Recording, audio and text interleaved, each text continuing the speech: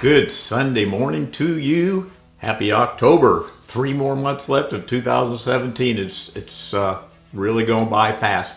Today I'm going to do something that I don't do very often. That would be burgers. I've got some prime sirloin from Texas Slab. I bought 2 pounds of it, and I'm really undecided now which way I'm going to go with it, but I'm definitely going to make burgers out of it. I've thought about different ways, maybe ballistic griddle, heavy reverse sear, maybe blackened. There's an array of ways to cook hamburgers. Greg at Ballistic BBQ probably does it the best. He's got more burgers than I've ever even heard of. But anyway, in just a few more minutes, we're going to get busy. I've got to go to the grocery store and get the supplies. Like I said, I've got the meat. So in a moment, we will get busy.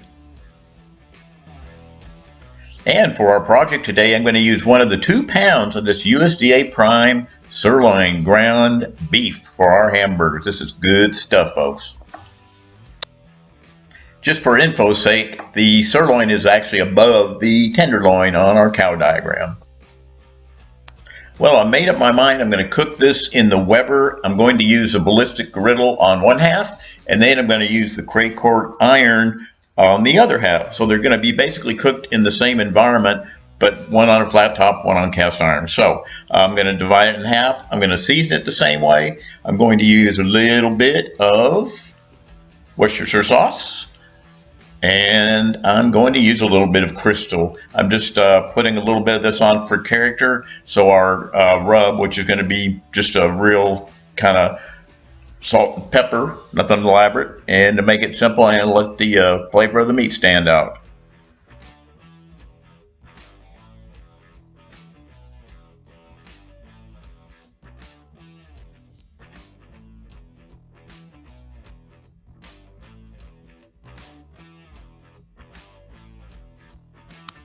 Okay, the slow and sear is in there. The charcoal goes in there. The water is in the water compartment for the slow and sear right there. And then we're going to have the ballistic on the left, Weber on the right with Craycort. I've really enjoyed this setup. If you don't have these things, it really adds a lot of versatility to your Weber. I really just I wouldn't have one without it now. The cast iron holds the heat well. It cooks great. The slow and sear gives you a nice searing spot. The water pan gives you a way to do indirect low and slow. And then the ballistic griddle gives you flat top. So it's got the best of all worlds. I love it.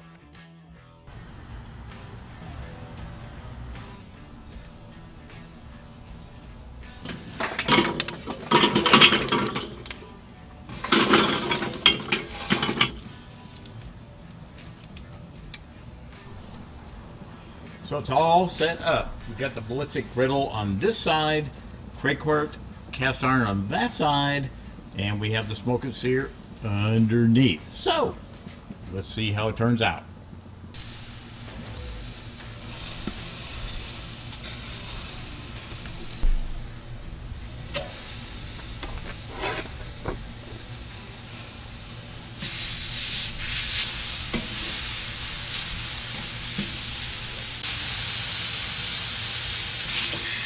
One thing to keep in mind when you're grilling is to turn it over only when the meat releases easily by itself from the cooking surface, just like that. Anyway, the ballistic griddle side looks really cool, just like it's on a flat top, which it is. And then the Craycort side has beautiful grill marks on it. These are coming out really nice, and they smell great.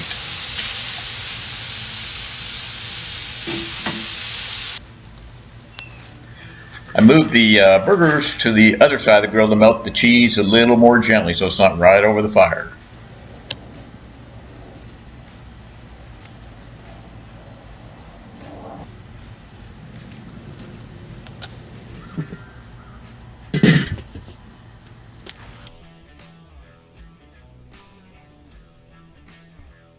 I might have gone a little overboard on the toppings because they're so big, they're unstable. But this one here is the ballistic. This one here is the Craycort cast iron. They both look about the same. I'm about to cut into them. We'll see what the inside looks like. Okay, the one on your left, that one is ballistic. The one on the right is Craycort. They're both delicious. I can't tell any difference. The one on the Craycort side came out a little more pink. The one on the ballistic griddle side, a little more done on the inside, but they're both done the way I like them done. I'm sorry they're so sloppy. I put so much stuff on them I couldn't keep them neat. But anyway, thanks for watching SteenSmokeHouse. I'll see you next time.